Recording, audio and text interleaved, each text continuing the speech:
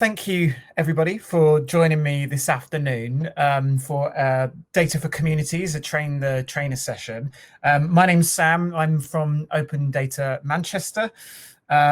We are a not-for-profit based in Manchester in the north of England, although we do work sort of nationally and internationally as well. And we were formed back in 2010 from a diverse kind of group of open data advocates from across all sectors, people who wanted to use data and open data for good, basically. And we help organizations, communities, individuals access and use data in an ethical and responsible way. So what I'm going to be doing today is to take you through a resource which we've been developing and delivering for the past few years. I think I really like delivering these sessions, and I find them really, really helpful to people from across sector, really. Even though it's called Data for Communities, I think that anyone can benefit from this session. And yeah, I thought this would be a really, really good opportunity to take you through it, share the materials for you to go away, take them, adapt them for your own needs. So I'm going to go ahead and share my screen. So I'm going to have a little bit of a slide deck, and then I'll also be referring to the Google Doc as well. So it's a little bit sort of presentation, hopefully maybe a little bit interactive. We'll do the best we can through the chat and so on. And then there's time at the end, hopefully, for some questions. And throughout the session, I would also love feedback from, any of the materials and so on. We're always developing this stuff. Great. So you should be able to see my screen now. So yes, so thank you, everyone. Yeah, my contact details are there. They're also on that Google document. You can feel free to get me on Twitter or via my email address after the session if you want. We're always really happy to talk to anyone. So I'm going to start with a maths question for you. Basically, I don't want you to think too much about this. Just kind of think of the first answer that comes to your head. So a bat and a ball costs £1.10, and the bat costs £1 more than the ball. What is the cost of the bat? What is the cost of the ball? Just what's the first answer that comes into your head? We're going to come back to that a bit later on.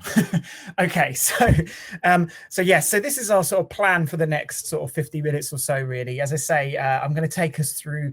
I'm going to just do a quick explanation of what actually is Data for Communities. What is this session that we like to deliver? I'm going to go through sort of examples, some sort of an example slide deck, some of the stuff that I use in these sessions. So we'll look at things like the DIKW pyramid. We'll look at a bit of mapping data and some spurious correlations. You might be familiar with some of these resources already. That's absolutely fine. That's fantastic. I'll also take you through some example data sets and some exercises that I like to do in these sessions. And throughout the session, I would love any feedback, any questions. So if you do have any feedback or questions on anything that I'm presenting, please write them down in that Google document, and I really, really welcome them.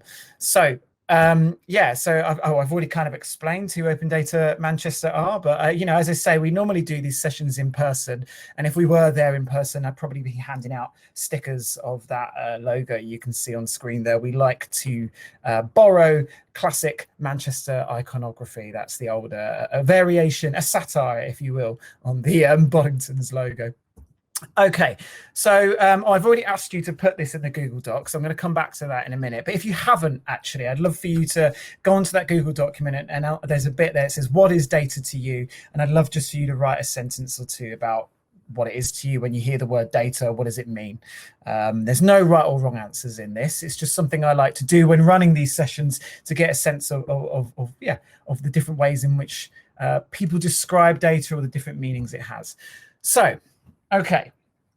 So what is Data for Communities? So in essence, it is a spreadsheet-free workshop, and that is designed to be light, it's designed to be informal, and it's also designed to be fun. And I think that's really important.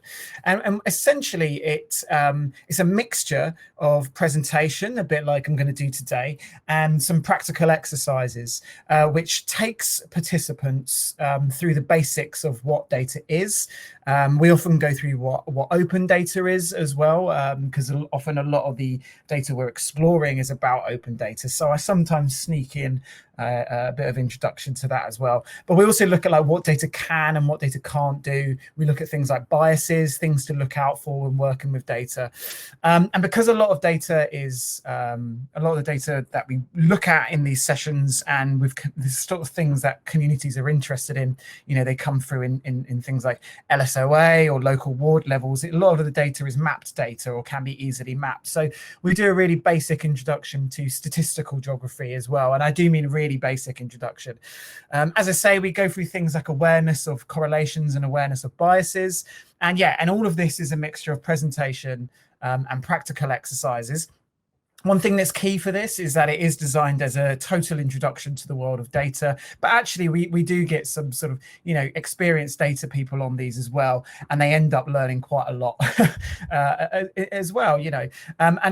One thing that I think is really, really good about these sessions is that it is a completely spreadsheet-free session. So, you know, when we're advertising these sessions and to people wanting to get them along, we're always keen to sort of say, you won't be opening Excel, you won't be opening a spreadsheet at all. So all of the resources that people explore in this session are all easily accessible, either via a web browser. I often choose resources that people can even access via a mobile phone. So we just sort of try to make it as light and as easy as possible for people.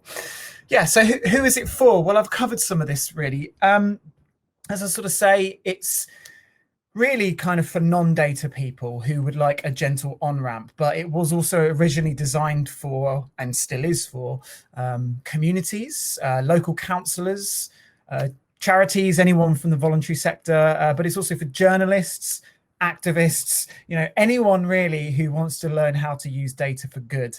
I would say that it's not for, if you're coming along looking to learn a specific programming language or a specific skill, you're not going to get that here. This is not that sort of thing. It is really, as I say, like a kind of basic introduction to data, but we're also getting people to explore information and data that is about them and where they live and their communities. So you'll kind of see, we might look at things like police stats, so we might look at things like employment statistics. You know, we make it about where people live, the sort of things that are going to be of interest to local counsellors, you know, to journalists, those sort of people, and particularly counsellors, journalists, charities who might not be kind of, who might not consider themselves data people. So yeah.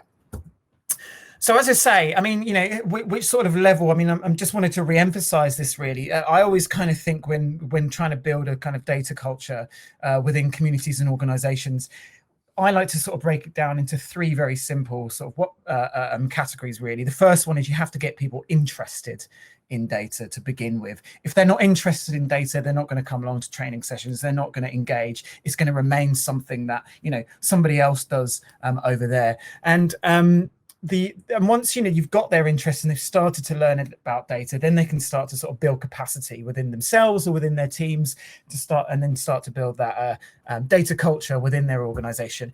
This sits very firmly at number one. This is really designed to get people interested, to get people exploring. It is that kind of on-ramp sort of thing. So just a quick timeline of yeah, so I mean, Open Data Manchester first delivered this, I think, back in November 2018. There might have been some sessions previous to that, but I think that this was when we first sort of delivered it fully. And we delivered it in Wigan Council at the town hall. That was attended by, you know, lots of council workers, local councillors, and then we redid it again for Stockport Council in their town hall. But then we started to branch out into kind of like the libraries and community centres and even things like local conferences. We started doing ad hoc sessions that was requested by local journalists and and universities as well. And obviously, like many of us here during 2021, we have adapted it for online use. So this was traditionally a session that we would run in person. So we would actually go to the communities, we would go to the town halls, we would go to the libraries or the community centres and run it there absolutely for free.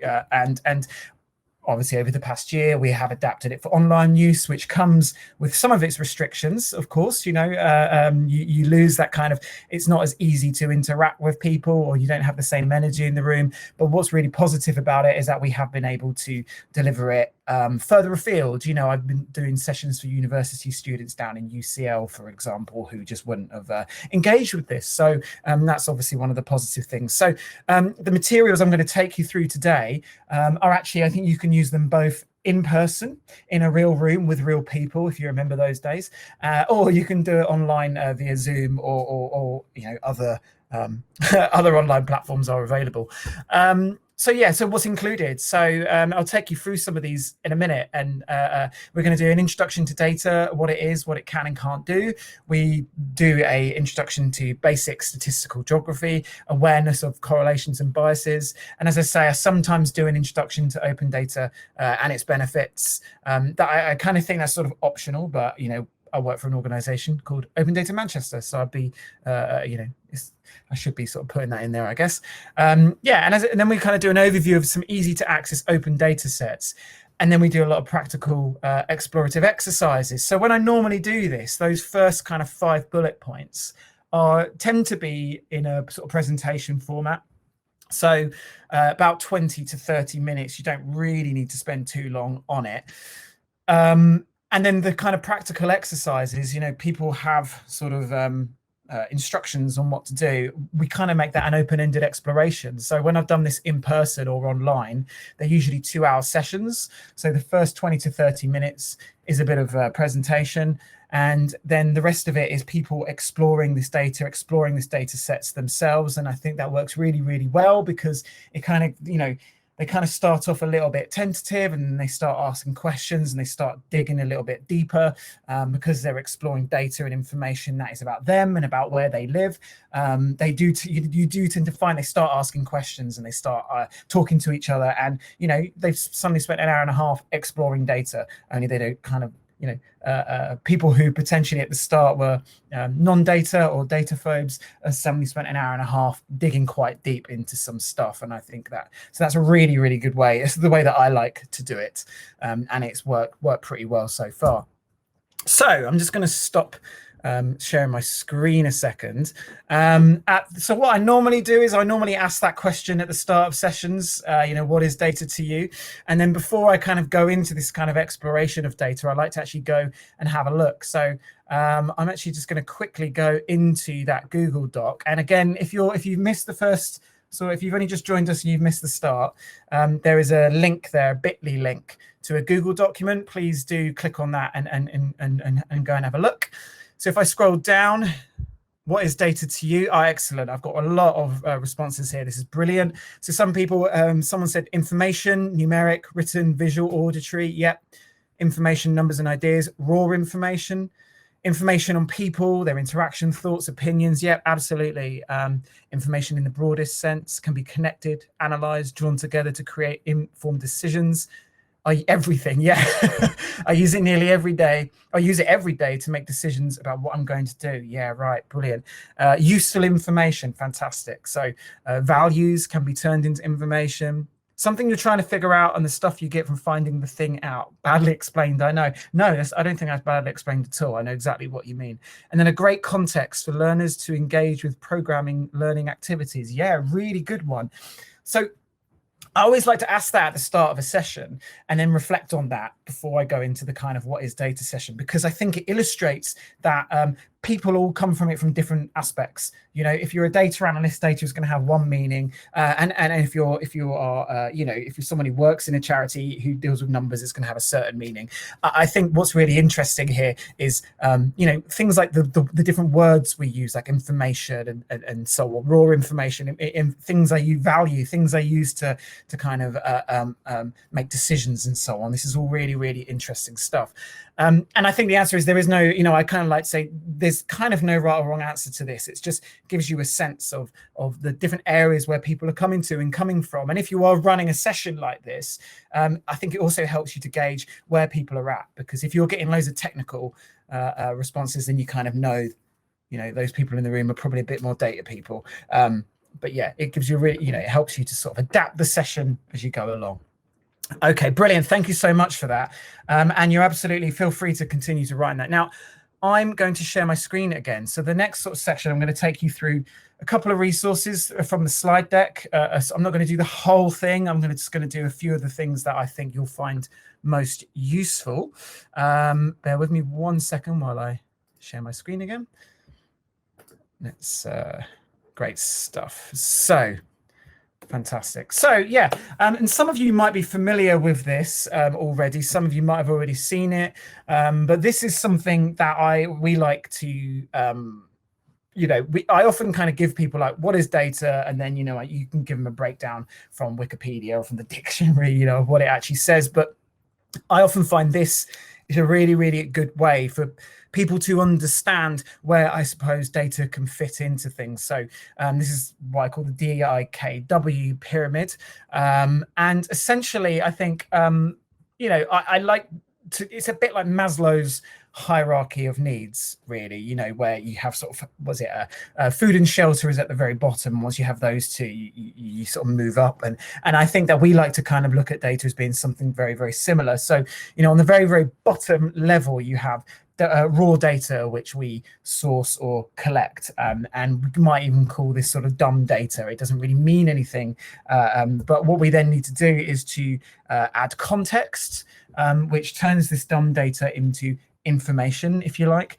And then with this new information, we can create new knowledge, or we can augment things that we already know, which leads to a greater understanding of the world, right? And then once we have this new information, this new understanding of the world, we're able to enable that top layer of wisdom and make the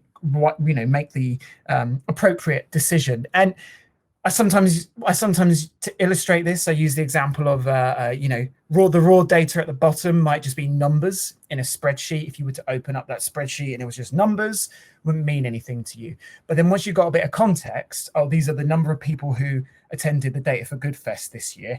Okay, right, now it's information, right? And the understanding from that might be, there were less people who attended it this year than last year. So the appropriate action might be, lowering our ticket prices or advertising it more or so on, and that's not a comment on the Data4GoodFest, by the way. I'm just using that as an example. So this might be something that you want to use and find a suitable kind of contextual example. So yeah, and this is something that we always like to do quite early on as well, which is looking at a little bit of statistical geography. And I call this section mapping data, because I think statistical geography can be a little bit off-putting. In fact, actually, there's even an argument that we shouldn't really be using the word data. And I sometimes think, is the term data for communities right if the word data is what puts people off? But I'm going to come back to that a little bit later on. But yeah, I call this section mapping data, but it's actually a sort of introduction to basic statistical geography. So this boundary here, this is Greater Manchester, for those of you who don't know. And this is from a website we're really lucky to have up in Manchester called Mapping GM. So I've taken all of this from that website. Now, what I like to do, this is one of the reasons I like to illustrate it, because actually, if you look down, if you actually sort of go into a little bit of the statistical geographies areas, then, it's really, really confusing. There's loads out there. And often I think people do get data and data sets in different boundaries. Some people like postcode data, some people have LSOA data, and so on. And I think that some people, you can't just overlay two different things onto each other. And so I think that it's really, really important just to give people an idea of that. So I do take people through these. So this is the 10 boroughs of Greater Manchester, local authority boundaries sort of there. And I'll then zoom into the borough that I'm in, basically. So this was obviously from a session I did in Manchester, probably at the Central Library. So I've zoomed in there. And then this is the parliamentary constituency boundaries. So obviously people understand this is, the MPs and where they're voting for. And I think what's interesting is you can kind of see it doesn't quite, I'm just flipping between two slides here, it doesn't quite match up. It almost matches up, but not quite. And it's just nice to get people to raise awareness of that. And then this is ward boundaries. So obviously we've just had the local elections, so people might already be a bit more aware of that, but I like to just show how it's broken down, and then broken down even further. And what I always do here is I show this one and I don't explain what it is, and I would normally ask someone here to sort of suggest to me, what do you think this is? But obviously we can't do that right now, so I'm just going to tell you it's LSOAs, lower super output areas. And I like to illustrate that one because a lot of the data about us and our communities is available in those this is a format that I think, in my experience, people come across quite regularly. So it just and then again, I like to sort of point out how these are sort of distributed, that these are more to do with the number of people rather than a kind of geographical area, and they're different sizes because it's roughly about, I think, 1,500 to 2,000 people in that area, and it's useful for things like services, waste disposal, that kind of thing. That's how they're used. So, I think it's really nice to kind of give a nice little overview of that. Oh yeah, and an example of then what you can do with things like this. So this is the indices of deprivation mapped onto LSOAs. So, being able to understand and map data in this way can obviously illustrate things in a way, in a much easier to understand way than just numbers in a spreadsheet again. So for this one, obviously the darker an area is, the more deprived it is. Now, I have to admit, what you're actually looking at now might be slightly out of date, so I just want to caveat that one. So don't just grab this slide and use it. I would try maybe make your own one. Anyway, okay. So we've done a kind of little bit of introduction to data, then we've done a little bit of statistical geography, just introducing people to how data's mapped. And then I like to kind of go into a kind of danger zone. And what we usually use this screen grab, and I usually say to people, you get a bonus point if you can tell me what this screen grab is from. I'm going to offer you the same thing, so you can, if you know what film this is from, put it in the chat box and you'll get a bonus point if you get the right answer. I like to show people correlations, what happens. So this is from a website called tylerweigen.com, his spurious correlations. Maybe you're already aware of it. I've linked to it in the Google Doc. I love this website. So I just sort of take people through this. I'm just going to take you through it as well. So on this graph, this is a graph here that shows the number of maths doctorates awarded correlates with uranium stored at US nuclear power plants. So I look at that, I see those two lines, I can see the correlation, and I can think to myself, do you know what, that does kind of make sense. I mean, I can understand how maybe maths doctorates, people linked to physics, they go work at nuclear power plants, uranium. Yeah, that I can understand why that would be a good correlation. Okay, this second one shows per capita cheese consumption correlating with the number of people who died by becoming tangled in their bed sheets. So at this point, I'd say, yep, okay. Well, bad cheese dream. You eat cheese last thing at night. Maybe you get a bit of cheese dreams, nightmares. You're rolling around in your bed, you get tangled in your bed sheets, and you choke to death. So it's a little bit tenuous, but yes, I can see that. Okay. And then finally, this one shows the number of people who drowned by falling into a pool, correlating with films Nicolas Cage has appeared in. And at which point I say, oh, okay, I know that some of his films are quite bad, but I don't think they're that bad. I think that's quite an extreme reaction. I don't know. So why am I doing this? Again, it's just to illustrate to people in quite a fun way and I think this is really, really important, that data is not the answer in and of itself. It can help us to ask better questions. It can provide evidence for decisions and to help reveal patterns. But we really need to be careful in making assumptions. We need to take care to understand what the data does and doesn't say. We need to understand its quality and the source of it, and remember that correlation does not always mean causation. Sometimes it does, but sometimes it doesn't. And so what we're doing here is, I think that you know, in a lot of these sessions, people can be quite, again, if you're working with organizations for whom data is something that can be a little bit scary for them, that it's the realm of someone else to do. It's just really important, I think, to raise that point and kind of hammer it home a little bit. And sometimes what I do is to illustrate a real life example as well, which actually I haven't got with me today, but I'm happy to put in the blog. And it's an article from City Lab in Chicago about Chicago and how the local the mayor sort of and the police kind of, they didn't misrepresent some data, but they interpreted it in a creative way, and it had some real effects on you know, where budget spending went and that kind of thing. So I do like to illustrate it with a real life example as well. So great stuff. So at this point, I'm going to stop sharing my screen again, and I can just have a quick look. Busola, I think, forgive me if I think that's your correct name, has said that the screen grab is from Alien, and you're absolutely correct, and you get the extra point. Okay, so so essentially that is normally what I do for the presentation side of it, and you can get those slides in the document. And then what I like to do is to take people through some examples, data sets, and on the document, if you go onto the Google document there, you can see example data sets, and I've got 3 or 4 there that I usually choose, and I'm going to just take you through them as well, because this is what I normally then do is I take people through them, show them very quickly how to use them, and I don't go into too much detail because I think it's important for people to do it themselves.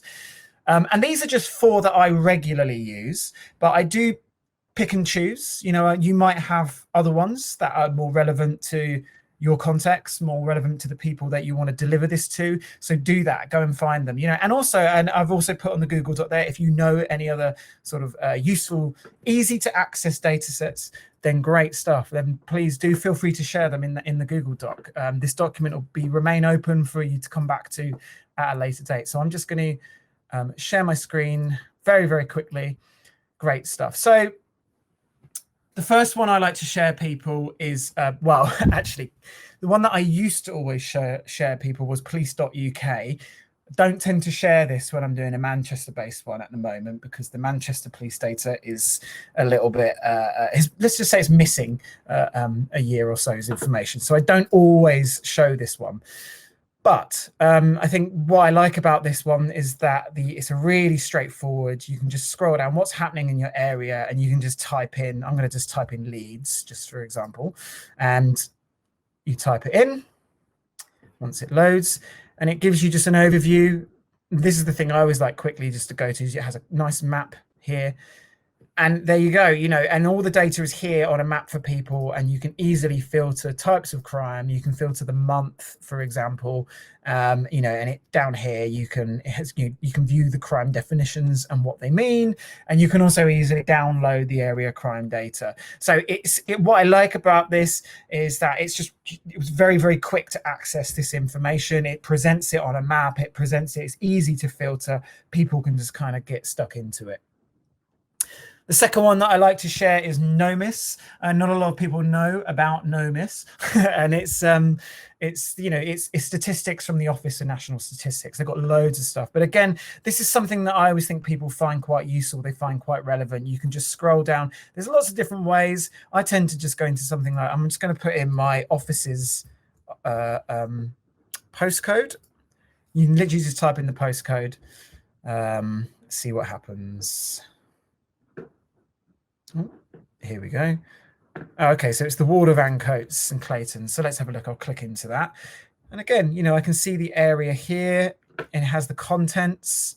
If I scroll down, here's all the data just in a nice, easy sort of tabulated form, really easy to access. Again, you can access this usually via any web browser. You can access it via a smart device, and you can just see, you know, here's a quick breakdown.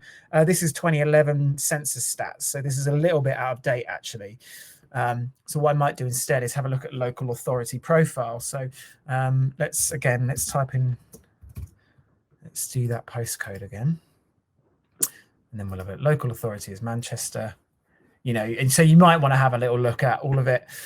This is Manchester, and this is a bit more up to date. This gives you 2019, for example. So you can kind of see population, age breakdown, employment, unemployment breakdown, economic inactivity, so all of that. And again, what you can do about this, you can dive a little bit deeper if you want to. You can download an Excel file. You can compare with other areas. You can see it as a time series, so you can see it over time.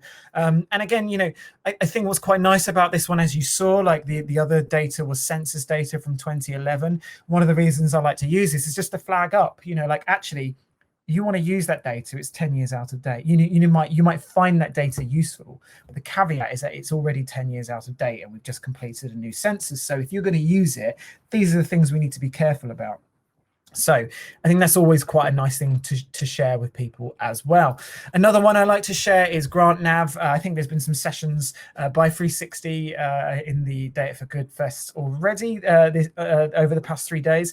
And again, this is just really, really nice. This goes down really well when I'm doing it with, say, charity workers. I can just type in something like football, and you can see on my previous search, football in Manchester, for example, and I can I call this, it's a little bit like the Google engine of grants, really. So I can just type in things like football in Manchester and it will just search. So I can see things, like where potential funders, what kind of other projects have been funded.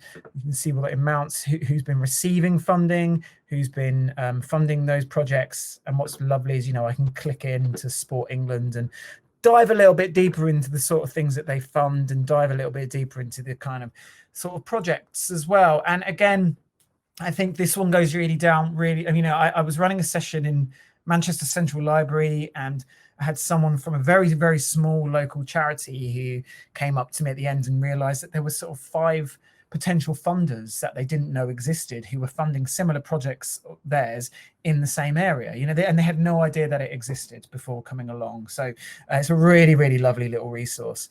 And I often take people through this one as well. Now, unfortunately, this is only going to be relevant if you're in Greater Manchester, but I do love to show this off because it's essentially a map of lots of mapped data in Greater Manchester. So this is where I got those statistical boundaries from. And you can, it has a really lovely sort of accessible map that you can zoom in and out. And I can put in, I want to look at things at ward level, and I want to have a look at the kind of what's the flooding risk in this area. Okay, there's a bit of flooding over there. And I want to compare that to, the index of multiple deprivation, for example. And you can just really, really quickly look at and overlay this sort of stuff. Now, we're really lucky to have this in Greater Manchester, and I haven't come across many similar things in other parts of the UK or overseas. I'm sure they exist. So if you happen to know one, I'd love to hear from you. Would love to pop it down in that Google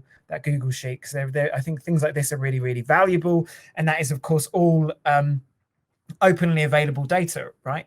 Which we should be encouraging. And so what I then like to do is to, once I've taken people through those slides, is to essentially give people some time to explore them through some questions and exercises. So let's just have a little look before I go on a bit further. So I've got some other resource. Some people have been putting some resources in the Google Doc, which is really, really helpful. So yeah, Scotland specific data sets. Yeah, brilliant. Family resources survey, excellent. So yeah, no, this is brilliant. And Bristol has a mapping tool. Yeah, fantastic. So there are, there's lots of different things out there. I think that the important thing is that I've just chosen you 4 that I use quite regularly when I do it in Manchester, but I will pick and choose different things for different, different things for different reasons, depending on the audience. So just to give an example of that. So if you scroll down on the document to, I think it's currently on page, well, you'll see, I can't read what page it's on, but you'll see it says example exercises. So as I say, I normally take people through a bit of a slide deck, which you've got there, and it that takes about maybe 20 minutes, 30 minutes. And then I show people the resources as quickly as I showed you just now. That is how quickly I show them, because I don't want to get bogged down. I think it's really important just to get people, give them a nudge. And then these exercises, what they tend to be are, I tend to have two two elements to each one. So the first part of it will be quite guided, where you're sort of telling people, go here, click this, look up that, what does it tell you, you know? And then the second bit is like, what else can you find? Go and explore. It's a little bit of like, then it becomes a bit of a choose your own adventure. And I tend to just have really simple exercises, you know, so you'll see in the example exercises, if you scroll down to exercise 2, you'll see what I mean. It just says, go to NOMIS web, scroll down to local area report, insert a postcode, what level you're interested in, what's the population, what else might you need, and you know, and so it's quite open and it's quite explorative, and then that's the whole point, is that you're encouraging people to explore. So you know, they're really simple exercises. You can easily just create your own for any kind of resource. But I think the important thing for me here is that, yeah, I often give them a step-by-step guide rather than kind of taking them through in detail when I share them. And that's the thing, is I look up something really simple like population. I think about who is the audience I'm doing it to. So if it's you know, if I was doing it to as I say, like a group of charities, I would, you know, perhaps want to focus a bit more on using 360 giving, for example, or something around population and employment, I don't know. And just getting them to kind of look up something that's relevant to them, you know, and I think that's the whole point, is it's got to be relevant to them. It's got to be interesting to them. And from experience, you'll find that, particularly if you have people in a room together, and it does actually work online as well, because you can just have people chatting away. They do very quickly. And this is absolutely from experience. People very quickly get lost in some of this stuff in a really positive way. They start to dig really deep and start to ask questions. And these are people who, to begin with, would consider themselves non-data people. They're suddenly asking lots of questions. I mean, you know, I had a couple of examples early on with a local counsellor who, you know, suddenly realised that he didn't quite. He was really surprised to see that unemployment was so high in his ward. You know, he said it couldn't be right because blah, blah, blah, blah, blah. And then so we had a little look and had a look at the map, and he suddenly realized there was this kind of a whole area of his ward that he just didn't think about as being part of his ward, you know, and it really changed his view and changed. And that's a really positive thing. And this is someone who had never come across these resources before. So I think it's, you know, on that level, it's really powerful. On other levels, as I say, it gives people a chance to, you know, smaller organizations, smaller charities who, you know, it can give them a nice little sort of, it can demystify the world of data a little bit, and if they go away with a potential new funder to look at, then that's a real positive to me. So yeah, as I say, I like to make the exercises really simple, really kind of open-ended as well, and that usually is like the last sort of hour, 90 minutes, however long you've got, and you're in a room with people, or you're doing it online with people, and people just talk. They start questioning the data, they start having conversations, and I think that's always where the most exciting thing comes from. The example exercises there, I have linked to one I did for a policy bootcamp last summer, which has sort of a bit more kind of bog standard question exercise sheet, so you can access those, you can use them, explore them, you can adapt them. But the one there as well, you know, this is a project that Open Data Manchester are partnering on in South Manchester called Our Streets Chiltern. So, you know, what I did was I got some road traffic surveys, and you know, I made an exercise to explore that. There's some, you know, that getting people to question the information, question the road traffic, you know. So yeah, like that, they're the exercises. Please do explore them, please do use them, please do comment on them. You know, like I think that what I would really love to hear from you is what resources do you use? What do you think, from what I've showed you, what works and what doesn't work? You know, do feel free to comment on that Google Doc and share. I'll tweet it afterwards as well. Great stuff. So just I'm going to share my screen for the last time, just for maybe like a couple more minutes, and then I know we're due to finish at 15:15. So you know, there'll be happy to answer any questions at the end. So yeah, one last time I'll share my screen with you. Oh, right. So yeah, as I say, like these are just some tips really of things if you're running a session. And as I say, this session we call it data for communities because I think it really is designed for communities, but it is also really, we run it a lot with, you know, the charity sector, as I say, you know, local counsellors, journalists, anyone really who was an on-ramp to the world of data.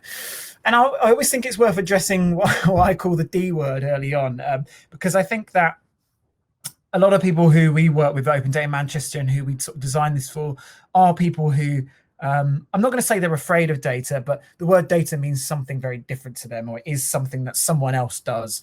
And often the jargon, words, even using the word data, can be really off-putting for people. I've been actually thinking quite strongly about changing the title of this session from Data for Communities to something else, if I'm honest, because I think with some people just read the word data, they just switch off, you know. And actually they're the people that we've kind of designed this for, because it's about getting them interested, making it about them, making it about where they live. That's how you're going to get people on the on-ramp, is it's got to be relevant to them. So yeah, as I say, address the D word early on, either demystify it, just, you know, explain it, use it, you know, or choose not to. You know, so sometimes I use information, you use other sort of words that are more relevant to people. As I say, you know, we run this as a short, snappy presentation, usually about 15, 20, 30 minutes, you know, followed by open-ended exploration. So just giving them some exercises. We like to give step-by-step instructions, but then the option to explore in their own time. And that is usually where the best bit comes into it. You know, and you're there on hand to answer questions and to make people feel comfortable. But yeah, as I say, make it about them, make it about where they work, make it about where they live, and do try to keep it, you know, we like to keep it as fun as possible. I think that's why we throw in stuff like the alien, the alien slide, and those spurious correlations and so on. You know, because they make a good, you know, well, maybe not the alien slide, but the spurious correlations make a really good. I think they make a good point, but it's also quite fun, keeps people interested, and I think that is absolutely the key. So just before I sort of finish my main part of my presentation and we can go into questions, I just want to see if anyone got an answer to the maths question, which is a bat and a ball cost £1.10 and the bat costs £1 more than the ball. What is the cost of the bat and what is the cost of the ball? And I'm just wondering if anyone got the answer to that. I'm just going to come out of my, oops, stop sharing. Let's see, 5p, yep, £5, absolutely, yep, good stuff. So, okay. Forgive me 1 second. I'm going back to my. Absolutely, yeah. So it is. The bat is £1.5 and the ball is 5p. I mean, I kind of assumed that this audience would get it right, but actually, when we do this, we tend to find that 50% of people get it wrong. They answer the bat is £1.10 and the ball is 10p. And again, we always ask this question at the start of our sessions and we come back to it at the end. It just illustrates that unconscious bias, which can skew, you know, the way that we interpret and answer questions. So again, it's just a nice little exercise that just kind of keeps people on their toes and just to illustrate, yeah, unconscious bias in data without sort of really digging too deep into it. So I'm going to stop. That is the last time I'm going to share my screen now. So yeah, fantastic. So that's really everything I wanted to share with you today. That Google Doc is open. I will tweet it. You can feel free to access it. But we've got another 10 minutes, so I'm also open to answering any questions or suggestions or feedback, other people's experiences, anything like that. I would love to hear from you.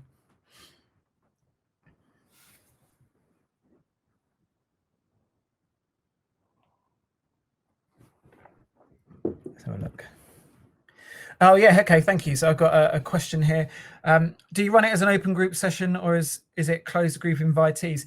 Yeah, a little bit of both, to be honest with you. So I mean, in the past we've run it as open sessions. You know, as I say, even though it is aimed at, you know, was originally designed for like local councillors and communities. I mean, you know, it's kind of anyone really. We do tend to run it as an open session. But we have also run bespoke, you know, kind of ad hoc sessions as well. So we had the Manchester Meteor, which is a local journalist cooperative, got us in to do it. So we did it for their members. I did it for Children's University, which is a really cool charity. So they had a conference and we did it for them and their charities. Yeah. So yeah, but so it's mostly, we try and keep it as open as possible. From our point of view, it's open to anyone and everyone. Great stuff. So is Data for Communities an established format? Yeah, I mean, this is a workshop that Open Data Manchester that we've developed over the past sort of few years, that we've been running regularly. Started off kind of in town halls and moved to sort of local libraries, community centres, all of that sort of thing. So this is a workshop that Open Data Manchester, myself and Julian Tate have developed, and we continue to develop, and it's always changing and always growing, and it's absolutely open. As this, there is that if you go onto that Google Doc, you'll see. I'll make sure to add a lesson plan on there as well. You could feel free to pick this up, use it, adapt it, take the bits you like, take the bits you don't. Absolutely, it's an open. So. Does this often lead on to longer data expeditions? Oh yeah, Ala, the other session I ran with more. Would you advise this is a good way to get initial interest for a more depth-focused exploration? And I think that links really nicely into Emily's question.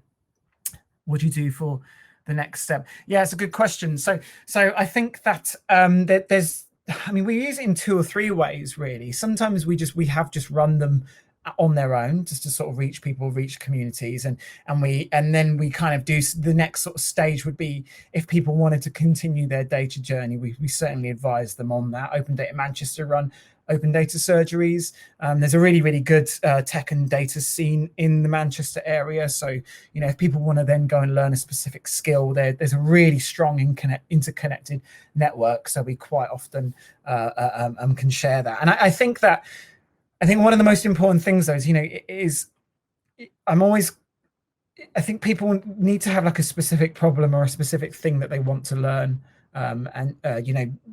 That's where I think the most learning comes from. If you're just trying to learn, if you just want to learn something in general, then it's a little bit harder. But yeah, absolutely. So that's why, like, a lot of this stuff I recommend adapting it, making it relevant to the organizations or the people that you're going to deliver it with. As to leading on to longer data expeditions, you know what, they absolutely could do. They absolutely could do. I don't think we've necessarily run them in that way, but I have absolutely used some of the materials from this in data expeditions. So when we have been working in data expeditions, and sometimes if some of the people on them do need that on-ramp and do need a bit of, actually, in a data expedition, we might use some of the bias stuff. I absolutely have used the materials. So for me, it's a really good tool to have in my toolkit, if that makes sense. If you could do a follow-up part 2 with a group who has already done the data for communities, what would it include? That is a really, really good question, Ben. Yeah, it's something we've been thinking on a lot. I think something that we're looking to establish over the next year is potentially a bit more of a peer learning group. So having something, and I know that there's some other organizations do really, really, I think like 360 Giving have got their data champions program.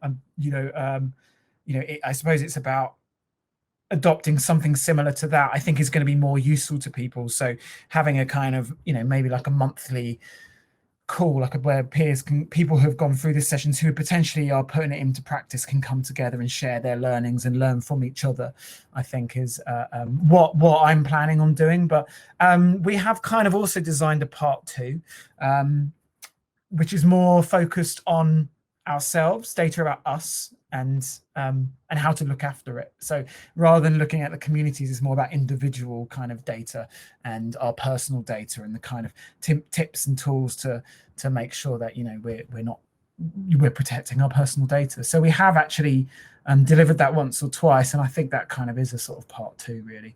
But yeah, I think there's lots of scope to expand it, to develop it. Yeah, let's just have a look. Yeah, and like Emily's comment, it's tricky not to get too much into death by Excel when it gets to the analysis stage. Yeah, absolutely. It's why I think it's really important to. One of the reasons I think these work so well is because it is a spreadsheet-free one, so people can. These are all open data sets that people can access easily online. And it has it already mapped. It has it already, and all you have to do is filter. And there's going to be loads more out there that I've not even touched on. So great stuff.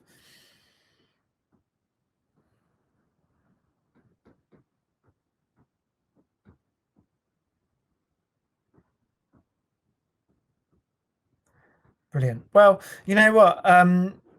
Unless there's any sort of final thoughts and comments, I will say that in the example data sets, there's some really, really good. So thank you so much for sharing those.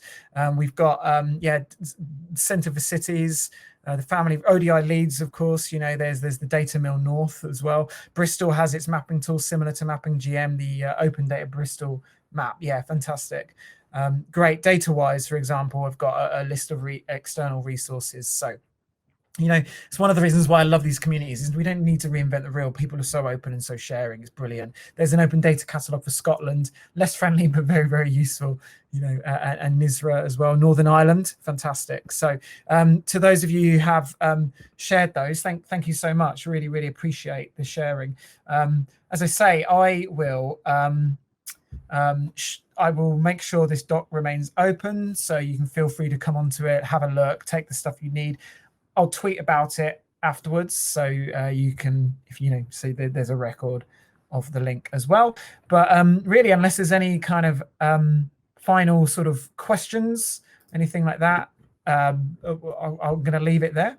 But thank you so much. And yeah, if anyone wants to chat to me or chat to us about these sessions or anything else, my contact details are on that Google Doc, or you can catch me on Twitter. So yeah, just thank you, and thank you for all your input.